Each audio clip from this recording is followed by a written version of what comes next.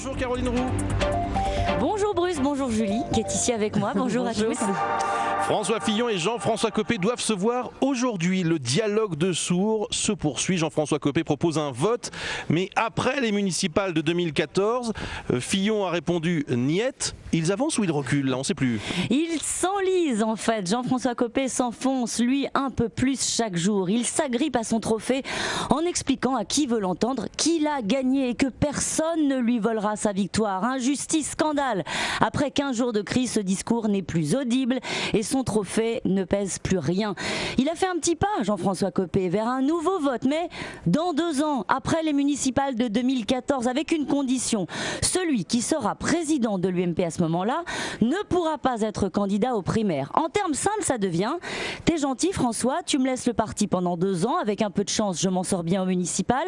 Et ensuite, si tu n'es pas épuisé, je te laisse jouer avec l'UMP, mais tu organises ma campagne présidentielle de 2017. » On comprend que François Fillon n'ait pas attendu très longtemps avant de décliner l'offre. Alors en fait, l'argument de Jean-François Copé, c'est de dire on ne peut pas organiser un vote et se diviser avant les municipales. Est-ce que ça s'entend cet argument d'ailleurs ?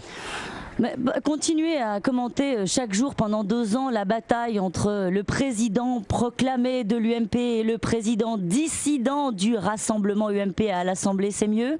Continuer à diviser la famille entre copéistes et fillonistes, entre ex-copéistes non alignés et fillonistes non membres du RUMP, vous trouvez que c'est mieux? Un argument aussi peu audible que celui qui fait passer les statuts de l'UMP pour les tables de la loi et qui empêcherait un nouveau vote.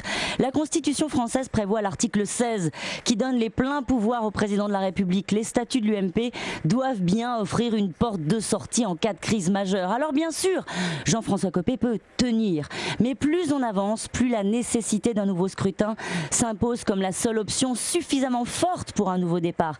Tenir, c'est prendre le risque de faire oublier la prouesse de sa campagne. Tenir, c'est laisser penser qu'il a peur du match retour. Enfin, plus grave, tenir, c'est abîmer durablement la relation que Jean-François Copé tente de construire avec les Français.